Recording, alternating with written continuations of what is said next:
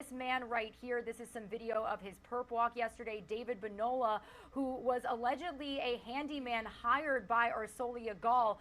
He was charged yesterday. So we're going to head out live in front of the home where this all first happened. Fox 5 New York's Kayla Mamalak joining us with the very latest. Kayla, this is such a tragic story, very gruesome to say the least. So what can you tell us this morning? Well, Regina, officials say they now have mountains of evidence proving David Banola murdered Arsolia Gall inside her home here, then stuffed her body into a hockey equipment bag and dragged it to a park about a half-mile away. Most important of all, though, they say, he confessed to all of it. David Banola stayed silent as he was led in handcuffs out of the 112th precinct. The 44-year-old is being held without bail this morning after facing a judge for the rage-fueled killing of Arsolia Gall. Police say the pair had a 2-year-long extramarital affair until she wanted to break it off. Just after 12:30 a.m. Saturday, while Gall's teenage son was upstairs in her Queens home, police say Banola came over and they argued in the basement. A knife is brandished, a violent struggle ensues, resulting in our victim being stabbed ruthlessly and brutally in excess of 55 times. This kitchen knife is what Banola allegedly used in the attack. Cops say he was a handyman for Gall's family, who knew his way around the house.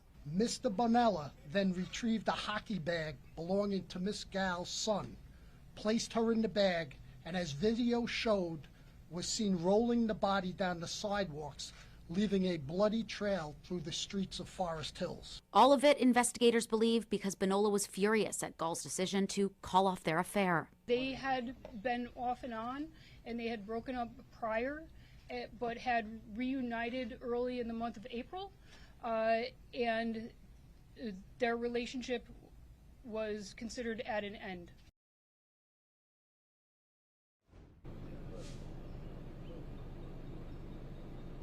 Police say Banola was a Mexican immigrant who moved to the U.S. about 21 years ago. They also say he had no prior arrests. Regina? Yeah, very interesting, Kayla, when it comes to this investigation. The fact that he had no prior arrests. Now, when it comes to a conviction or possible time, what are we looking at if he is convicted? Well, regardless of the fact that he had no prior arrests, his charges are as serious as they get, including but not limited to murder in the second degree. So if convicted, he's facing 25 years to life behind bars. And like I said at the top, this is somebody, police say they have a lot of evidence, including bloody shoes, bloody shirt, as well as a confession, sources tell me, 2 times.